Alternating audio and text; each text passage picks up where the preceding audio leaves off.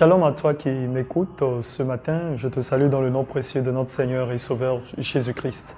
Alors ma salutation débute par un verset de la Bible très intéressant que j'aimerais partager avec toi.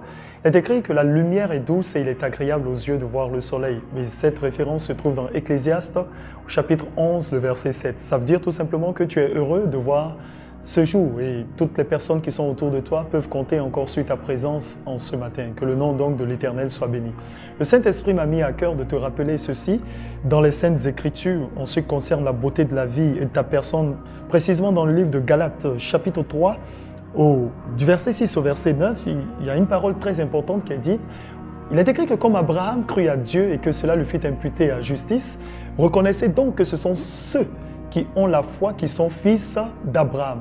Et mieux encore, aussi l'Écriture prévoyant que Dieu justifierait les païens par la foi, a d'avance annoncé cette bonne nouvelle à Abraham. Toutes les nations seront bénies en toi. De sorte que ceux qui croient sont bénis avec Abraham le croyant. Et donc, je t'ai dit tout simplement que tu es béni. Et il ne faudrait pas que tu penses, malgré ce que tu es en train de vivre, que non, tu es maudit ou que Dieu t'a oublié. Eh bien, il ne t'a pas oublié. Tu es béni dans le nom précieux de Jésus-Christ. C'est dans ce contexte que le Saint-Esprit m'a mis à cœur de te parler de quelque chose au courant de cette semaine, des choses dont tu devrais faire attention. Il s'agit de la passion et de l'excès. Et tu sais, la passion, frères et sœurs, la passion est quelque chose de très, très, très dangereux. La Bible nous en parle. Vois-tu, dans le livre Galates, chapitre 5, au verset 24, on parle de la passion. On dit, ceux qui sont à Jésus-Christ ont crucifié la chair avec ses passions et ses désirs. Tu es passionné par quoi? Peut-être c'est son travail, peut-être c'est une femme, c'est un homme, c'est quelque chose que toi-même tu ne peux pas citer à cause d'un complexe. Tu es gêné, mais au fond de toi, tu sais que tu es passionné de quelque chose. Donc je m'adresse à cette chose qui est l'objet de ta passion. La Bible déclare que ceux qui sont à Jésus-Christ ont crucifié la chair avec ses passions. Et donc commence à crucifier tes passions au courant de cette semaine. Mieux encore, dans Colossiens chapitre 3, le verset 5, il y a une autre référence biblique qui t'explique. Il te dit, faites donc mourir les membres qui sont sur la terre, l'impudicité, l'impurité, les passions, les mauvais désirs et la cupidité qui est une idolâtrie. En second ou en troisième plan, l'apôtre Paul parle à Timothée, dans 2 Timothée chapitre 2 au verset 22, il lui dit à son fils Timothée dans la foi, il lui explique comment il devrait fuir les passions de la jeunesse. Il dit, fuis les passions de la jeunesse et recherche la justice, la foi, la charité, la paix avec ceux qui invoquent le Seigneur d'un cœur pur.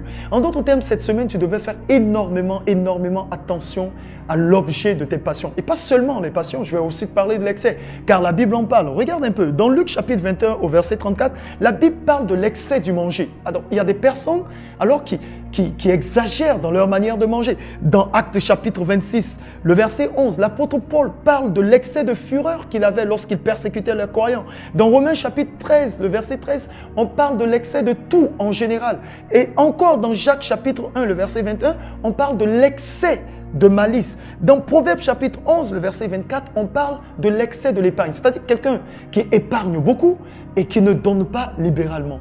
Et donc la Bible attire ton attention sur les excès parce que quand tu es attiré par l'excès et que tu ne penses seulement qu'à mettre de côté et que tu n'es pas libéral, en fait tu es en train de creuser ta propre tombe sans le savoir.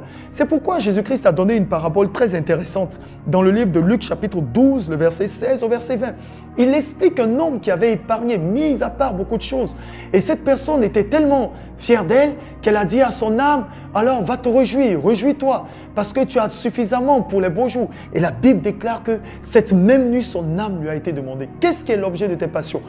En quoi est-ce que tu es excessif? Tu peux être excessif dans la générosité sans le savoir et ça va se retourner contre toi. Tu peux être passionné de quelque chose. Sache que la passion, lorsqu'elle est mal orientée, eh bien, elle peut te nuire. Elle peut nuire à ta vie, elle va nuire à ton entourage. C'est la raison pour laquelle, dans le nom précieux de Jésus-Christ, je vais t'orienter du côté positif de la patience, de la passion, autant pour moi, en te parlant de quoi? De la passion que tu devrais avoir pour Christ, pour Dieu. Tu devrais aimer l'Éternel, ton Dieu, de tout ton cœur, de toute ton âme, toute ta force et de ta pensée. Sois passionné de Jésus-Christ. Aime Jésus-Christ qui va éclairer ton sentier. Un excès, justement, pour l'amour de la parole. Un excès pour l'engagement que tu donnes à Dieu dans ta marche sur la terre. Et mieux encore, lorsque tu es passionné de Dieu. qui est justement la plus belle passion. Lorsque tu as un excès d'amour pour Dieu, et fais attention aussi à l'excès de zèle, parce que ça conduit au zèle amer, mais quand tu es passionné de Dieu, dans Job chapitre 22, le verset 28, il y a une bonne parole qui dit « À tes décisions répondra le succès, sur tes sentiers brillera la lumière. Vienne l'humiliation, tu prieras pour ton relèvement. Dieu secoue celui dont le regard est abattu. » En d'autres termes, dans le nom précieux de Jésus-Christ, je voudrais, avec l'assistance du Saint-Esprit, que tu mettes fin à toute passion qui domine sur toi, tout excès qui domine sur toi. Commence à le combattre aujourd'hui et tu auras la victoire demain. Sache-le, l'Éternel te réserve des jours heureux, agréables, des jours beaux.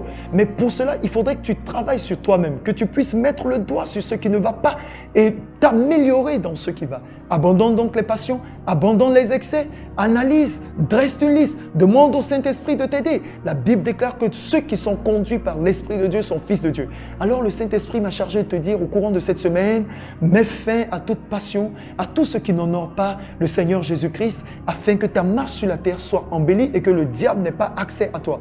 Sache ceci, ton corps est différent de ta chair. Sois passionné de Dieu, sois amoureux de Dieu, parle de l'Évangile, demande au Saint-Esprit de t'aider et la main puissante de Dieu et son bras étendu sera sur toi. Que Dieu te bénisse, qu'il te garde et fait des exploits au nom puissant de Jésus. Amen et Amen.